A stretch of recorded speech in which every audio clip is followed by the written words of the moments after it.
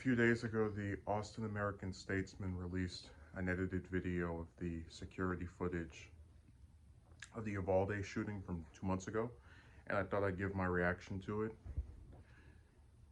The video reaffirms every belief I had about the police officers in this particular instance being terrible.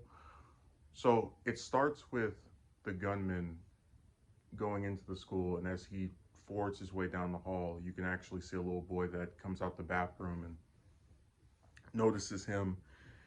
And the shooter never sees him, so the little boy's able to get away. Thank God. He hides in the bathroom and gets away from that monster. And for 3 minutes, the gunman just fires and fires and fires. And there are two things that were excluded from the video that I want to bring a little bit of attention to. One of them is that they attempt, but they're not successful in entirely covering up the scream of the children when the gunman first appears in the classroom.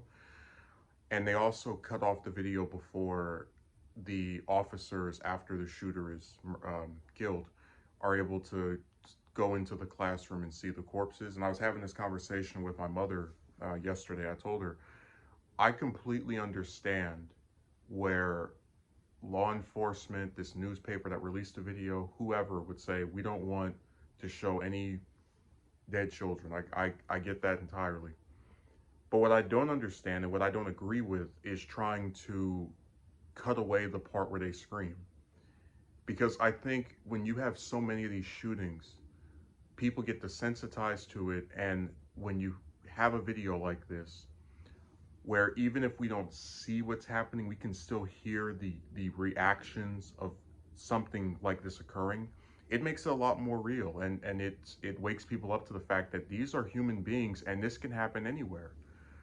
And I just think that was a really bad decision they made. I believe out of any part of the video, that's the main thing I have an issue with. I think they should have kept those screams in, because I believe people have just gotten too accustomed to this stuff, and hearing children shout in terror as their lives are about to be snuffed away by this prick, I think is very beneficial for people to remember that this is something that keeps occurring. Now, as we get to our part where these officers show up, you know, there was a part of me that wanted to give the cops the benefit of the doubt.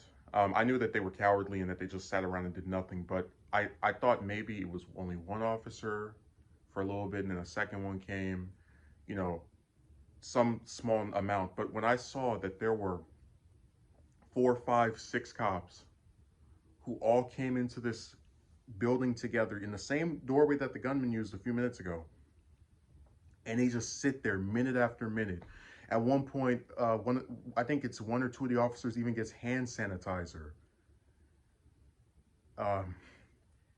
And I'm always astonished by the idea that usually people will say you can't stop every shooting, right? You can't prevent everything, even if you have, you know, they say to defeat a bad guy with a cop and a good guy with a cop, you know, that type of rhetoric. But this is one instance where, based off of everything we know, you could actually argue that the police officers were complicit in the gunman's terror, because it's not like he just sneaks into this school making no noise and no disruption. No, he's outside shooting people for a few minutes who are able to dodge and flee. They avoid being, you know, murdered as well.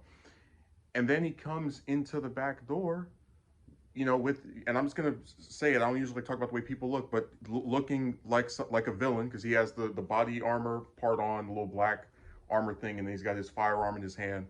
So this is clearly someone that they knew was outside doing something evil. And when he walks his way into this school, there's enough time of a delay to where they could have got him while he was outside, and they could have still got him while he was in this classroom shooting innocent children. And I truly believe if they acted in a way that was what an officer is supposed to be, which is to protect and serve, to put the lives of others above themselves, they could have stopped every single person from getting killed, except maybe the people outside that got shot at. I truly believe if those cops The 5, 6, 7 of them that showed up in a few minutes all ran into that room with their guns, and they could have destroyed that killer before he took even more lives. Because like I said, he sat there and kept firing at people with his 100-something rounds until a border patrol agent showed up and finally got rid of him and snuffed him out.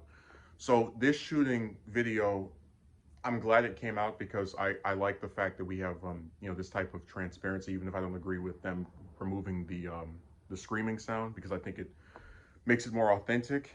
But this shooting, in my what I presume it's going to be my last analysis, because there's not really anything else to talk about with this, was a combination of law enforcement, or at least the officers that were there, being completely useless, and they should get fired, as I didn't say earlier, but there's a combination of useless law enforcement, an evil prick that was enabled by that useless law enforcement, and as a result, innocent children were murdered for the umpteenth time in the United States of guns.